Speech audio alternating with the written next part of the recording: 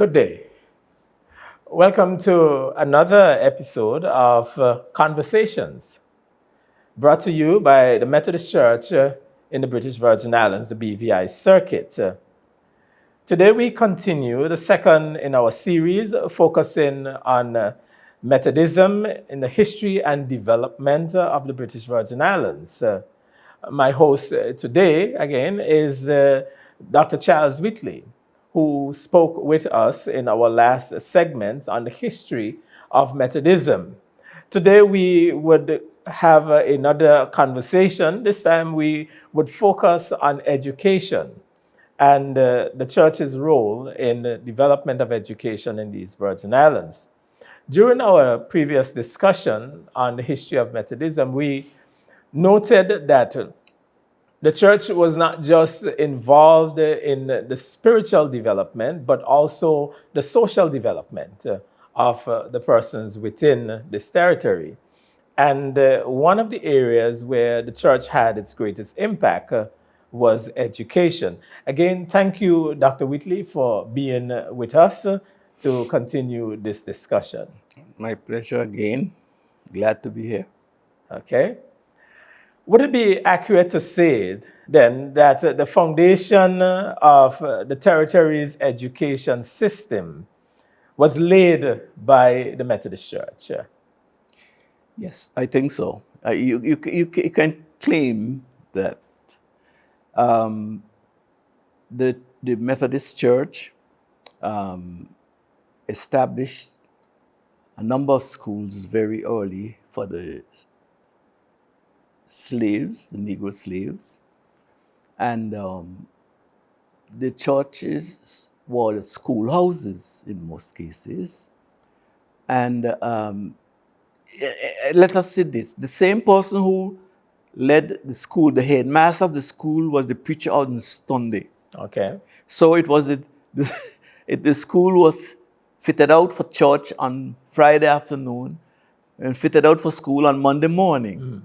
And, and many times the same head teacher was the head of the school and was the preacher for the Sunday, or maybe in another church. But okay. So we talked about the churches that were across the territory, and we had the main churches over a period of time. The other churches were added, and we talked about the prayer houses. So it would seem then that those prayer houses were in fact schoolrooms. They were. Okay. They were.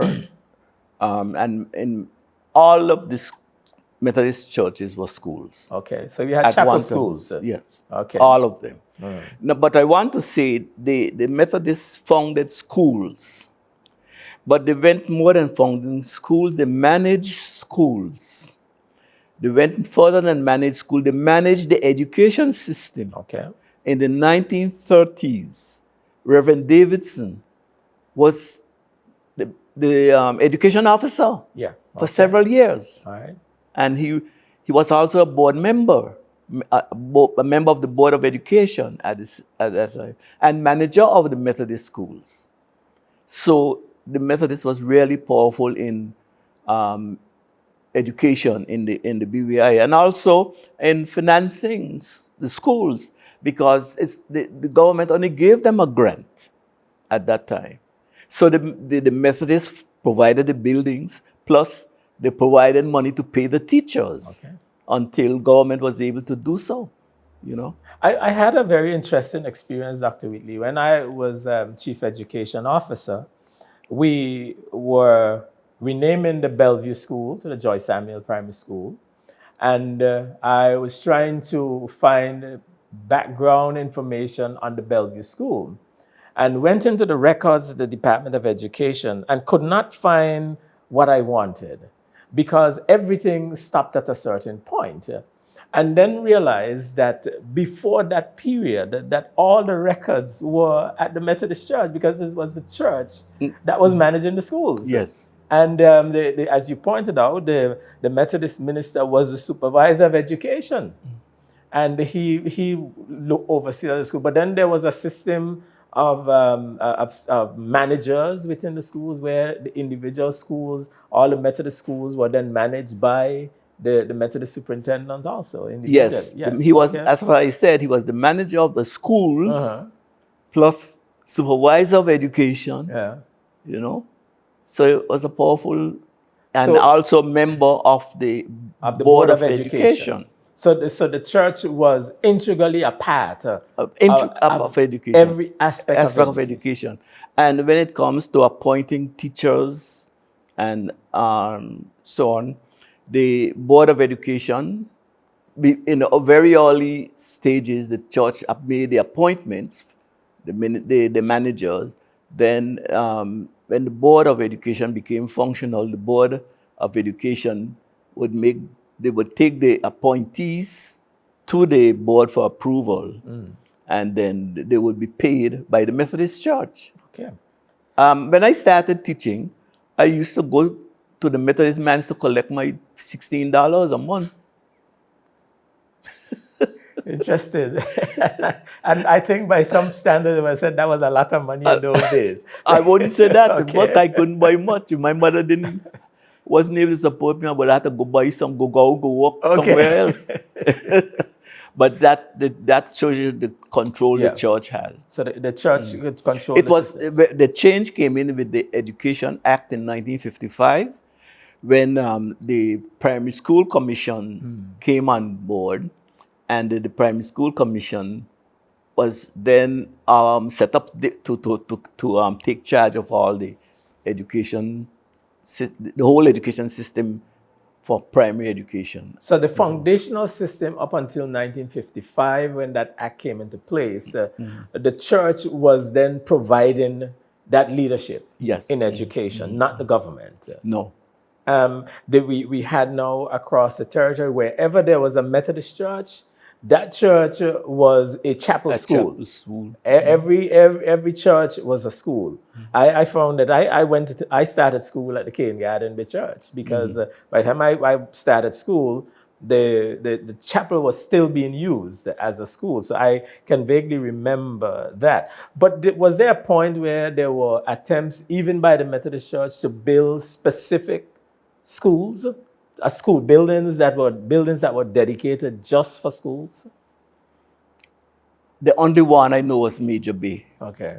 They built that school at Major Bay. That was in the 50s. But in the earlys, they were specific. When they built Long Low and they built Wesleyville, which is Bellevue, they built them for both school and churches. And church. Okay. It was the dual reason, because the young children could not walk the distance. But in the case of Major Bay, you had the school here at East End at Chapel Hill, and then there was a specific initiative to build a school to take it out of the Major church. Bay, to take it out. That was a community effort. That wasn't government. Okay, so the community through the church then say, we building a school, we want a dedicated schoolhouse.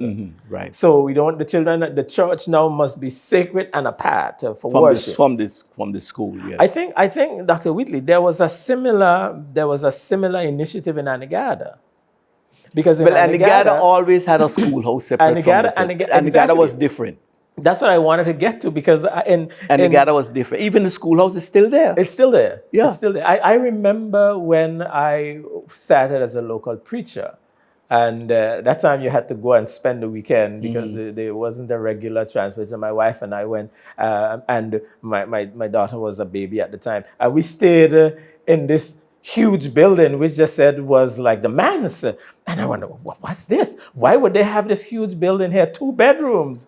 But then I said, no, this was the old schoolhouse that was converted into a manse. And, and I looked at it and I was saying, wow, I didn't know that Anegada. And the old local preachers at the time and the government agent, Captain Smith, he said, well, listen, the Anegadians got together, raised money, and built a schoolhouse. With the aid of the Anegada progressive league, because the Anegadians in New York, they were putting money back. So we have the experience where even before government took the initiative to build dedicated schools that we had through the church, the community, people building the school here at Major Bay and the And the school gather in was even Anegada. earlier. And the But gather was much earlier and than Anegada that. was earlier, yes. Anegada was much earlier than that. So it's interesting that that those kinds of initiative we could see coming out of the community, because here the community, these were all Methodist people, and Yes. they were working through the church and being supported by the church, and they would go forward and ensure that they have a schoolhouse dedicated for their church. But then at some point, then the government came in to take more responsibility, as it were, for education. Yes, the government began by giving grants Okay, to the church to the church. schools. And then the government took over the curriculum aspect of this education system. So the church remained a partnership with the government, but the church was not really looking anymore at the curriculum. The government looked at the curriculum while the church looked at the facilities, Okay. the accommodation. So that was the kind of partnership that went on during the late 40s and 50s. It began changing in the 50s with the Major Bay School, and then in the 60s, there was a program of government building schools to take over all of the schools from the church.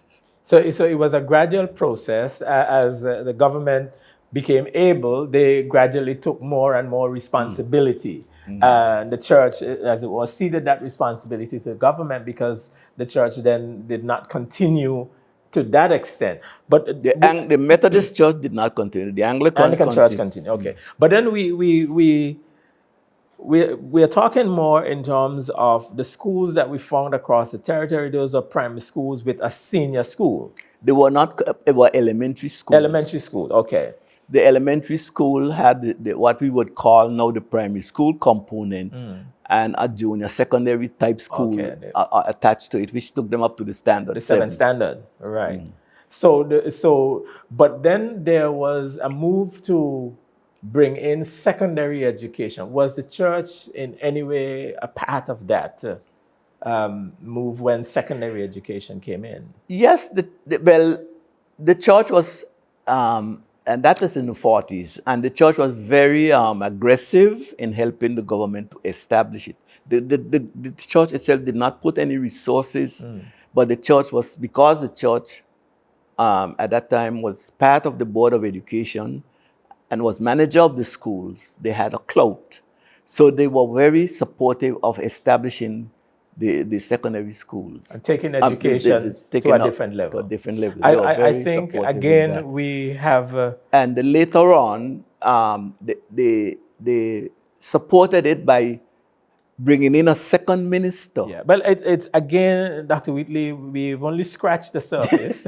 We scratched the surface. We barely scratched the surface, because the education in the Virgin Islands, the foundation of education, which I know you have written on extensively, is voluminous in terms of the amount of information where and how education has evolved. So our conversation today was to sort of give a snapshot view of the church's role in education, and to see that where we are today was as a result of the work that was done through the church. Yes, definitely in education. Yes. Well, it was the time has gone very quickly, but it was a very enlightening opportunity to have been able to have this discussion with you. I know in some cases you were speaking from experience because you worked through that system, and you were able to share with us the developments that took place in education.